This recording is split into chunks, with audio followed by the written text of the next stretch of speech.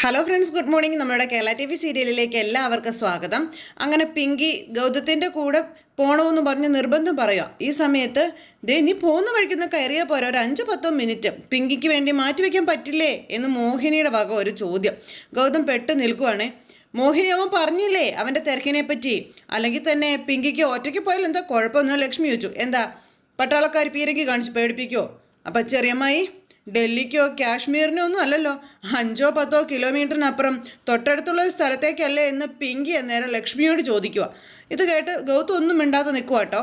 Gautam please, ഇനി നന്ദ അറിഞ്ഞാലോ എന്നുള്ളൊരു പേടി കൊണ്ടാണോ എൻ്റെ കൂടെ വരാത്തത്?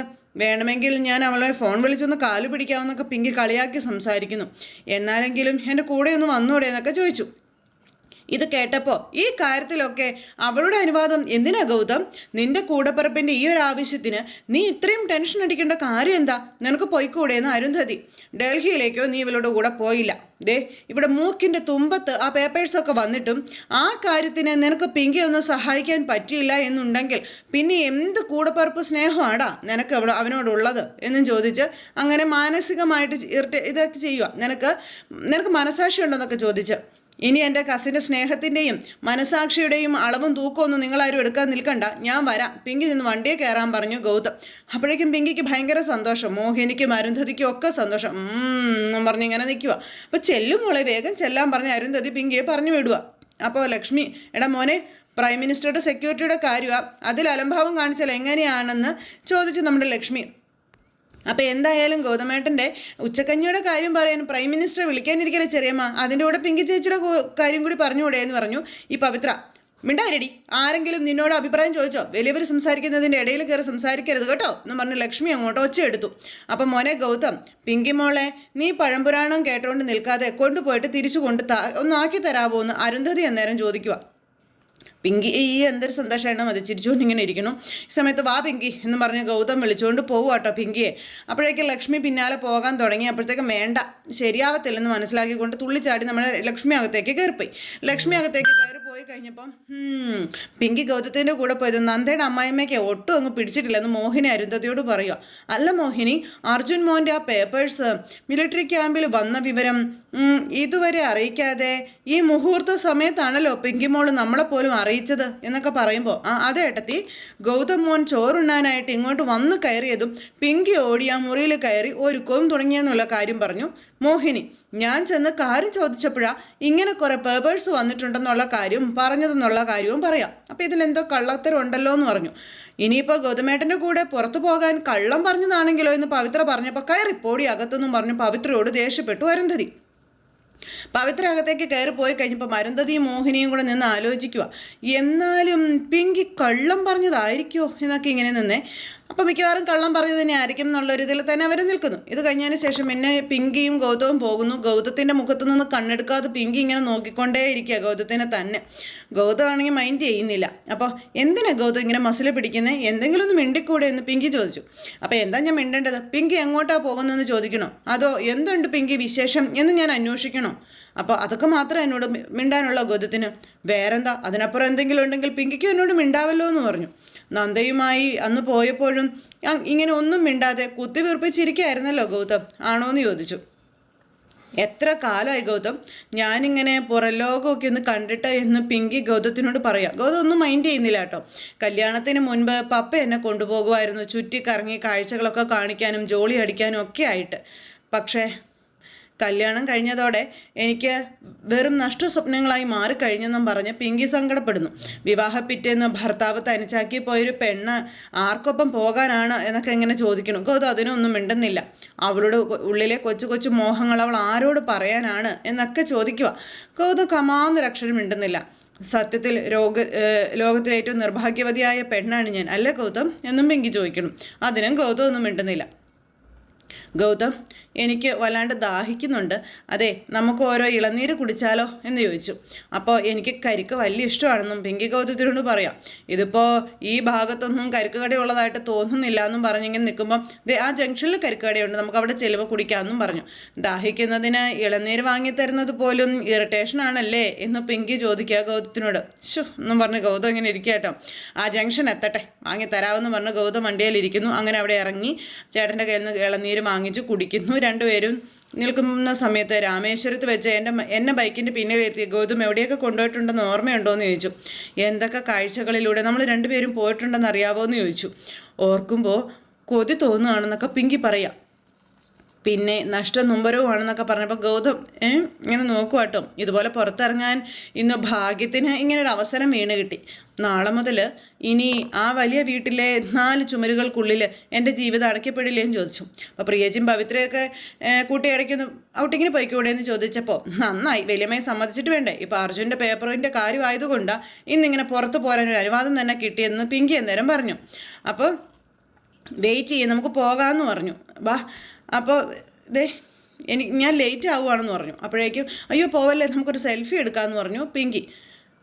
സെൽഫിയോ? അതൊന്നും വേണ്ട, നമുക്ക് പോകാമെന്ന് പറഞ്ഞപ്പോൾ പ്ലീസ് ഗൗതം. അതെന്താ, ഒരു സെൽഫി എടുത്താൽ എന്താ കുഴപ്പം ഗൗതം? പ്ലീസ്, ഞാനല്ല ആരും ആയിക്കോട്ടെ, ഒരു പെൺകുട്ടിയുടെ കൂടെ സെൽഫി എടുത്താൽ തകർന്നു പോകുന്നതാണോ ഗൗതത്തിൻ്റെ സദാചാരം എന്നൊക്കെ ചോദിച്ചപ്പോൾ അതൊന്നും അല്ല പിങ്കി, ഒരു വീട്ടിൽ എന്നും എപ്പോഴും കണ്ടുകൊണ്ടിരിക്കുന്ന നമ്മൾ തമ്മിൽ എന്തിനാ ഒരു സെൽഫിയുടെ ആവശ്യം? അപ്പോൾ അത് വെറുതെയാണെന്നും ഇനി എന്നെങ്കിലും ഒരിക്കൽ വെറുതെ നോക്കാനാണെന്നൊക്കെ പിങ്കി പറയാം. ഗൗതം ഇങ്ങനെ നിന്ന് ഉരുകിക്കൊണ്ടിരിക്കുക പണ്ടാരത്തിൻ്റെ മുന്നിൽ.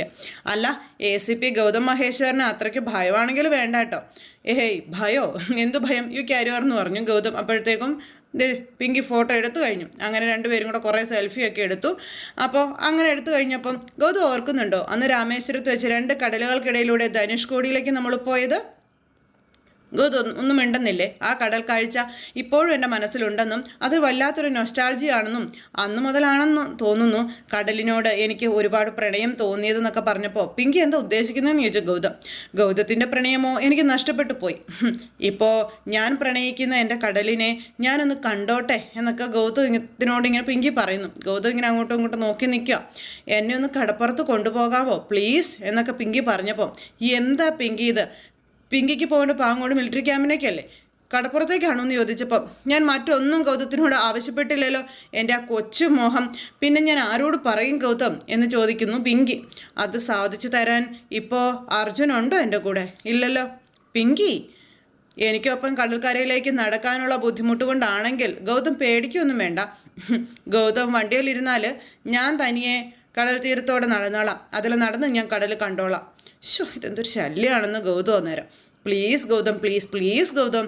എൻ്റെ പിങ്കി കടൽ കാണുന്നത് കൊണ്ടോ കടപ്പുറത്ത് കൊണ്ടുപോകുന്നത് കൊണ്ടോ എനിക്ക് യാതൊരു ബുദ്ധിമുട്ടും ഇല്ല. പിന്നെന്താ പ്രശ്നം? നമുക്ക് മിലിറ്ററി ക്യാമ്പിൽ പോകണ്ടേ? അതിനല്ലേ നമ്മൾ പോവേണ്ടത്, വന്നത് അവിടെ പോവണ്ടേ?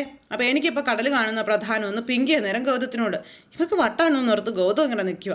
ആ സമയത്ത് പിങ്കി വേഗം പോയി വണ്ടിയിലേക്ക് കയറി. അപ്പോൾ ഇവളെന്തൊക്കെയോ മനസ്സിൽ ഉദ്ദേശിക്കുന്നില്ല, ഇവളെന്തെങ്കിലും കള്ളത്തരം പറഞ്ഞാണോ എന്നൊക്കെ ചിന്തിക്കുക കേട്ടോ അവിടെ നിന്ന് ഈ പറയുന്ന നമ്മുടെ ഗൗതം. അങ്ങനെ ആ ഒരു സമയം നമ്മുടെ ഗൗതം ഇങ്ങനെ ആലോചിച്ച് നിൽക്കുക. ഇതെല്ലാം കഴിഞ്ഞതിന് ശേഷം പിന്നീട് കാണിക്കുന്നത് ഗൗതം വീട്ടിൽ നിന്ന് പുറത്തേക്ക് പോയ ആ ഒരു കഥയെപ്പറ്റി പിങ്കി ഇവിടെ വന്ന് ഉണ്ടാക്കി നുണകൾ വിളമ്പുവാണ്. അപ്പോൾ ഈ ഗേറ്റ് കടന്ന് പുറത്തിറങ്ങിയതും ഗൗതം മാറി വേറെ ഒരാളായി. ഇവിടെ നിന്ന് ഇറങ്ങി ഇപ്പോൾ കഴിഞ്ഞപ്പോൾ പുതിയ ഒരാളായിട്ടാണ് എൻ്റെ കൂടെ ഗൗതം വന്നത് എന്നൊക്കെ പറഞ്ഞു. അപ്പോൾ ഇവിടെ വെച്ച് നീരസമൊക്കെ കാണിച്ചത് ലക്ഷ്മിയടുത്തേ കാണിക്കാനായിരിക്കും അല്ലേ എന്ന നേരം ഇത് കേട്ട് മോഹിനി അതേന്നേ എന്ന് പിങ്കി അങ്ങനെ ഉള്ളതും ഇല്ലാത്തതും എല്ലാം പറഞ്ഞു കൊടുക്കുക. എന്നിട്ട് പുറത്തിറങ്ങി കഴിയുമ്പോൾ ഭയങ്കര സ്നേഹമായിരുന്നു, അത് മേടിച്ചു കൊടുത്തു, ഇത് മേടിച്ചു കൊടുത്തു, അങ്ങനെ ചെയ്തു ഇങ്ങനെ ചെയ്തു എന്നൊക്കെ പറഞ്ഞു.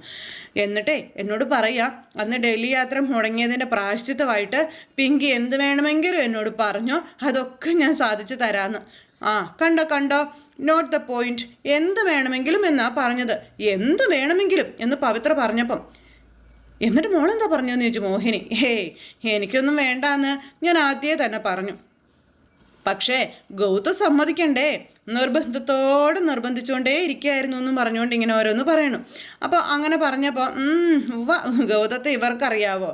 അപ്പോൾ ഇത് എല്ലാം കേട്ടിട്ടും ലോക പുളുവാണെന്ന് അവർക്ക് എല്ലാവർക്കും മനസ്സിലായി. എന്നിട്ട് ഇവരെല്ലാവരും പരസ്പരം മുഖത്തേക്ക് നോക്കുക, കള്ളിയിരുന്ന് പറയുന്നത് കേട്ടില്ലേന്ന്. അപ്പോഴേക്കും നമ്മുടെ പവിത്ര ഓടി ലോകം നുണച്ചിപ്പാറു, എന്തോരം വലിയ നുണ അല്ലെങ്കിൽ നുണയൊക്കെ അടി കള്ളി നീ വെച്ച് നീട്ടുന്നതെന്ന് ചോദിച്ചു. ഒടുവിൽ നിർബന്ധം സഹിക്കാതെ വന്നപ്പോൾ ഞാൻ പറഞ്ഞു നമുക്ക് കടപ്പുറത്തോടെ കപ്പലണ്ടിയൊക്കെ കഴിച്ച് നടക്കാമെന്ന്.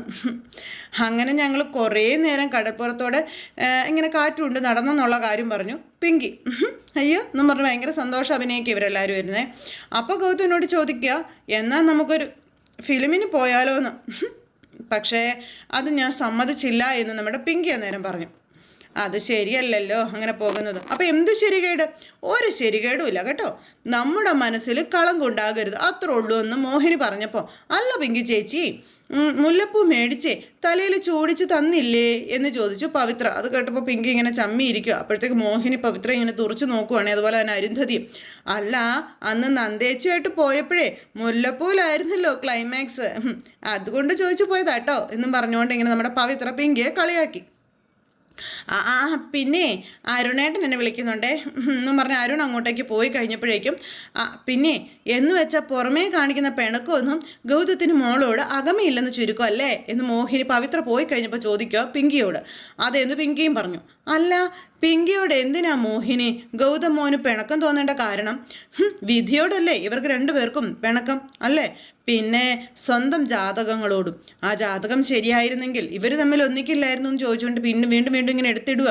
അപ്പം ഗൗതത്തിൻ്റെയും അതുപോലെ പിങ്കിമോളുടെയും ജാതകങ്ങൾ തമ്മിൽ പൊരുത്തുണ്ടായിരുന്നെങ്കിൽ അളകനന്ദാന്ന് പറഞ്ഞ താൻ തോന്നിയ സഹിക്കേണ്ടി വരില്ലായിരുന്നു എന്ന് അരുന്ധതി വല്യമ്മ പറയുന്നു. ഇതൊക്കെ കേട്ട് പിങ്കി മിണ്ടാതിരിക്കുക. അതൊക്കെ ഇരിക്കട്ടെ, പോയ കാര്യം എന്തായി മോളെ? അർജുൻ്റെ പേപ്പേഴ്സൊക്കെ ഒപ്പിട്ടോ എന്ന് ചോദിച്ചപ്പോഴേക്കും പിങ്കി ഇങ്ങനെ ഞാൻ പറഞ്ഞുകൊണ്ട് ഇങ്ങനെ ഇരിക്കുന്നു. അപ്പോൾ അതെ മോളെ, ആ കാര്യമൊക്കെ മോളെ ശരിയാക്കിയോ എന്ന് ചോദിച്ചു. അപ്പം അത് പിന്നെ വലിയമ്മായി, ഞാൻ ഇടയ്ക്ക് വെച്ചൊന്ന് ഫോൺ ചെയ്തായിരുന്നു. അപ്പോൾ അവർ ഇന്ന് ചെല്ലണ്ടാന്ന് എന്നോട് പറഞ്ഞു, വേറൊരു ദിവസം ആവട്ടെ എന്ന് പറഞ്ഞു എന്നും പറഞ്ഞുകൊണ്ട് നമ്മുടെ പിങ്കി പറയാം. അപ്പോൾ തന്നെ ഇവർക്ക് മനസ്സിലായി നുണയാണെന്ന്. സാരമില്ലെന്നേ, നാളെയും കൂടി മോളൊന്ന് പോയി നോക്ക്, ഗൗതത്തിൻ്റെ കൂടെ തന്നെ പോയി നോക്കാൻ പറഞ്ഞപ്പം പോകാം. അത് പിന്നെ വല്യമ്മായി വല്ലാത്തൊരു യാത്രാക്ഷീണം പോലെ, ഞാനൊന്ന് പോയി റെസ്റ്റ് എടുക്കട്ടെ എന്ന് പറഞ്ഞുകൊണ്ട് പിങ്കി അവിടെ നിന്ന് നൈസായിട്ട് ഒഴിവായി കഴിഞ്ഞപ്പം കണ്ടോ, അവൾ പറഞ്ഞത് ഭൂലോകം എന്നാണ് ഏട്ടത്തി. അർജുൻ്റെ ഒരു പേപ്പർ കൂടെ വന്നിട്ടില്ല, അവളവിടെ പോയിട്ടുമില്ല. ഏട്ടത്തി നന്നായി പ്രോത്സാഹിപ്പിക്കുന്നുണ്ടല്ലോ അവളെ. അല്ലാതെ ഇപ്പം ഞാനെന്ത് ചെയ്യാനാണെന്ന് അരുന്ധതി.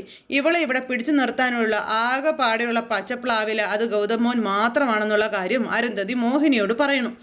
ആ പ്രൊഫസറുടെ കോടിക്കണക്കിനുള്ള സമ്പത്ത് കൈവിട്ട് പോകാതിരിക്കാൻ കുറ്റബോധത്തോടെയാണെങ്കിലും പിങ്കിയെ പ്രോത്സാഹിപ്പിച്ചു കൊടുത്തല്ലേ പറ്റൂ എന്ന് അരുന്ധതി ഈ മോഹിനിയോട് പറയുന്നു. അങ്ങനെ അവർ രണ്ടുപേരും കൂടി ആ പ്ലാനും ഒരുക്കിക്കൊണ്ട് അങ്ങനെ ഇരിക്കുന്നു. അപ്പോൾ അതെല്ലാം കഴിഞ്ഞതിന് ശേഷം പിന്നീട് കാണിക്കുന്നത് പിങ്കിയെ കാണാനായിട്ട് ഈ പറയുന്ന നമ്മുടെ സാന്ദ്ര അങ്ങോട്ടേക്ക് വരിക. കഴിഞ്ഞ ദിവസം ഞാൻ വന്നിരുന്നു നിന്നെ കാണാനായിട്ട് ഫ്രണ്ട്സിൻ്റെ കൂടെ എന്നൊക്കെ പറഞ്ഞ്. എടി ഗൗതം ഇങ്ങോട്ടങ്ങനെ കയറി വരുമോ എന്ന് സാന്ദ്ര ചോദിക്കുമ്പം, ഞാൻ കുറച്ച് നേരമായി ശ്രദ്ധിക്കുന്നു, നീ എന്താ ഗൗതത്തെ പേടിക്കുന്നത് പോലെ തോന്നുന്നുണ്ടല്ലോ, എന്ത് പറ്റിയെന്ന് ചോദിച്ചപ്പം, എടി അത് പിന്നെ അന്ന് നന്ദയ്ക്ക് വീടെടുത്ത് കൊടുത്തതിൽ ഗൗതം എന്നെ പൊക്കിയില്ലേന്ന് ചോദിച്ചു സാന്ദ്ര. അന്ന് തൊട്ട് ഗൗതത്തെ ഫേസ് ചെയ്യാനേ എനിക്ക് ചെറിയൊരു ചമ്മലുണ്ടടി എന്ന് പറഞ്ഞു. അതാണോ? അതത്ര വലിയ കാര്യമൊന്നും ആക്കണ്ട, ലീവിച്ച്. അപ്പോൾ ഇന്നലെ ഗൗതവുമായിട്ടുള്ള ഔട്ടിങ് നീ ലാവിഷായി ആഘോഷിച്ചല്ലേ?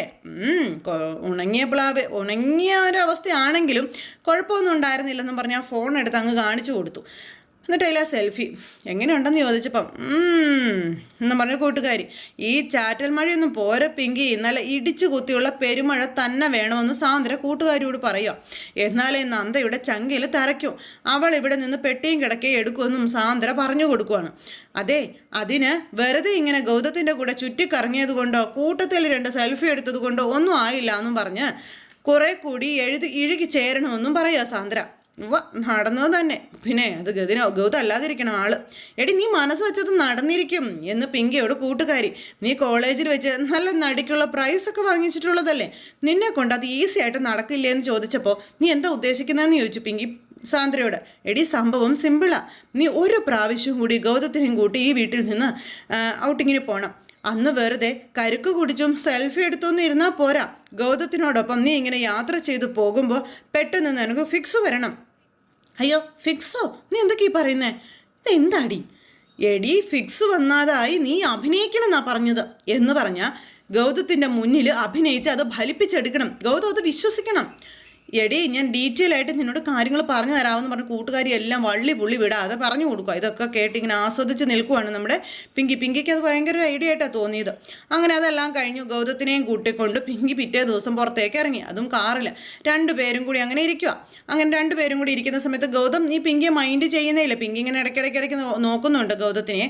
അങ്ങനെ കുറച്ച് ദൂരം കാറിൽ ഇങ്ങനെ വന്നു കഴിഞ്ഞപ്പോഴത്തേക്കും പെട്ടെന്ന് നമ്മുടെ പിങ്കിക്ക് ഫിക്സ് വരുന്നതായിട്ട് ആക്ട് ചെയ്യാം എന്ന് മനസ്സുകൊണ്ട് ചിന്തിച്ച് പിന്നെ അവിടെ കിടന്ന് ഇങ്ങനെ ചുഴലി പോലെയൊക്കെ കാണിക്കാൻ തുടങ്ങി. അങ്ങനെ കാണിച്ച് ഗൗതത്തിൻ്റെ ദേഹത്തേക്ക് വീണു. പെട്ടെന്ന് ഗൗതം ഇങ്ങനെ പിടിച്ചു വേഗം കൊണ്ടുവന്ന വണ്ടി അവിടെ ഒരു സൈഡിൽ അങ്ങ് നിർത്തി. കാരണം ഗൗതം ഇത് പെട്ടെന്ന് ഓർക്കാതെ പിങ്കിക്ക് ഓർക്കാതെ വരുന്ന ഒരു സിറ്റുവേഷൻ ആണല്ലോ ഗൗതത്തിൻ്റെ കാഴ്ചപ്പാടിൽ. അപ്പോൾ അങ്ങനെ വണ്ടി നിർത്തി ഡ്രൈവർ ഇവരെ നോക്കുന്നു. ഗൗതം ആണെങ്കിൽ പിങ്കി എന്നും പറഞ്ഞ് വിളിക്കുന്നു. അപ്പോഴത്തേക്കും പണി കൊടുക്കാനുള്ളവൾ അപ്പുറം മാറി നിന്നത് മുഴുവൻ വീഡിയോയിൽ പകർത്തുക. പിങ്കി ആരാ പൊന്നുമുള്ള നല്ല അടിപൊളിയായിട്ട് അഭിനയിച്ച് അങ്ങ് പൊലിപ്പിച്ചു തകർത്തു വാരി. അപ്പോഴേക്കും ആൾക്കാരൊക്കെ ഇങ്ങനെ വന്ന് നോക്കുക കേട്ടോ പിങ്കിക്ക് ഈ ഒരു അവസ്ഥ വന്നത്. അങ്ങനെ ഇതെല്ലാം മൊബൈലിൽ ഷൂട്ട് ചെയ്ത് നല്ല സന്തോഷത്തോടു കൂടി സാന്ദ്ര ഇങ്ങനെ നിൽക്കുന്നു. പക്ഷേ ഇതൊക്കെ പിങ്കിയുടെ വെറും ദിവാസ്വപ്നം മാത്രമായിരുന്നു. പിങ്കിക്ക് ഇങ്ങനെ ഒന്നും സംഭവിക്കാനുള്ള സാഹചര്യം നമ്മുടെ ഗൗതമായിട്ട് ഉണ്ടാക്കിയില്ല. അപ്പോൾ അത് ശരി, ഞാനിവിടെ തൊണ്ടയിലെ വെള്ളവും പറ്റിച്ച് നിനക്ക് ക്ലാസ് എടുക്കുന്നു. നീ വേറെ ഏതോ സ്വപ്നലോകത്തും. അപ്പോൾ വേറെ ഒരു സ്വപ്നലോകത്തും അല്ലടി, ഞാൻ ആ വണ്ടിക്കകത്തായിരുന്നു എന്ന് നമ്മുടെ പിങ്കി പറയുക. അല്ലടി അതെ, ഫോണിലൂടെ ഫോട്ടോ എടുക്കാൻ നീ എങ്ങനെ അവിടെ എത്തും എന്ന് ചോദിച്ചപ്പോൾ അതിനൊക്കെ ഒരു പ്ലാനിങ് വേണം. നമ്മൾ മുൻകൂട്ടി ഫിക്സ് ചെയ്യുന്ന ഒരു സ്പോട്ടിൽ വേണം നിൻ്റെ ഈ ഭാവാഭിനയം അരങ്ങേറാനായിട്ട്. എന്താ ശരിയല്ലേ? അതിൻ്റെ സ്ഥലവും സമയവും ഒക്കെ അപ്പോഴത്തെ സിറ്റുവേഷൻ അനുസരിച്ച് നമുക്ക് ഫോണിലൂടെ സെറ്റ് ആക്കാവുന്നേ. നീ ടെൻഷൻ ആവണ്ട, ഞാൻ അവിടെ റെഡിയായി കാത്തു നിന്നോളാമെന്നും പറഞ്ഞു കൂട്ടുകാരി. ഐഡിയ ഒക്കെ കൊള്ളാം, പക്ഷേ ഗൗതത്തെയും കൂട്ടി ഇനിയും പുറത്തു പോകാമെന്നൊക്കെ വെച്ചാൽ അതൊരു വലിയ കടമ്പ തന്നെയാണെന്ന് കൂട്ടുകാരിയോട് പറയണം. പക്ഷേ ഇനി അതിന് ഗൗതം വില്ലിങ് ആകുമെന്ന് എനിക്ക് തോന്നുന്നില്ലെന്ന് പറഞ്ഞപ്പം എടി അതിനൊരു വഴിയുണ്ടെന്ന് പറഞ്ഞു. എന്ത്? നീ ആവശ്യപ്പെടാതെ തന്നെ ഗൗതം നിൻ്റെ കൂടെ എവിടെയെങ്കിലും വരാൻ തയ്യാറാകുന്ന ഒരു വഴി. അപ്പം എന്തു വഴിയാണെന്ന് ചോദിച്ചു. പിങ്കി, ഗൗതം നിന്നോട് അകലം പാലിക്കാനുള്ള ബേസിക് കാരണം എന്താണെന്ന് ചോദിച്ചു. അപ്പം ഇങ്ങനെ നോക്കുക, എടി അർജുൻ. അതെ. അല്ല, നീ ഗൗതത്തിൻ്റെ കസിൻ അർജുൻ്റെ ഭാര്യയാണ് എന്നുള്ളതല്ലേന്ന് ചോദിച്ചപ്പം അതെന്ത് തലയാട്ടുന്നു. അതും മറന്ന് നീ ഇപ്പോഴും ഗൗതത്തെ തപസ് ചെയ്യുന്നതിലുള്ള ഇറിറ്റേഷൻ, ആ കൺസെപ്റ്റ് നീയായിട്ട് അങ്ങ് തിരുത്തി കൊടുത്താലേ പ്രശ്നം തീർന്നില്ലെന്ന് ചോദിച്ചു. അപ്പോൾ അതെങ്ങനെയാണ് സാന്ദ്ര? അത് തിരുത്തപ്പെട്ട പിന്നെ പിങ്കി ഇല്ലല്ലോ എന്ന് ഗൗതത്തിന് വേണം എന്നുള്ള ഒരു ഇതിലിങ്ങനെ പറഞ്ഞു കഴിഞ്ഞപ്പം അവിടെ വേണം നീ ഭാവാഭിനയം കാഴ്ചവെക്കാനെന്നൊക്കെ പറഞ്ഞ് എടി ഓസ്കാർ അവാർഡ് വരെ കിട്ടുന്ന അഭിനയമായിരിക്കണം അത് എന്നൊക്കെ പറഞ്ഞ് കൂട്ടുകാരി ഉപദേശിച്ചു കൊടുക്കുക പിങ്കിക്ക്. അപ്പോൾ അതെങ്ങനെയായിരിക്കും എന്ന് പിങ്കി ഇങ്ങനെ ആലോചിച്ചുകൊണ്ട് നിൽക്കുന്നിടത്ത് ഇന്നത്തെ നമ്മുടെ കഥ അവസാനിച്ചു.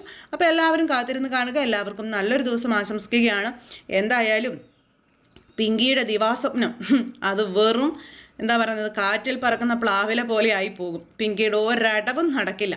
അങ്ങനെ പിങ്കിയുടെ ഓരോ ആഗ്രഹങ്ങൾക്കും അല്ലെങ്കിൽ പിങ്കിയുടെ ഒരു തോന്നിവാസങ്ങൾക്കും ഗൗതത്തിന് കിട്ടുകയില്ല. അതൊന്നും മനസ്സിലാക്കാതെ വീണ്ടും ഇങ്ങനെ നടക്കുന്ന പിങ്കിയെ കാണിച്ച് ഇന്നത്തെ കഥ അവസാനിച്ചു. അപ്പോൾ എല്ലാവർക്കും നന്ദി.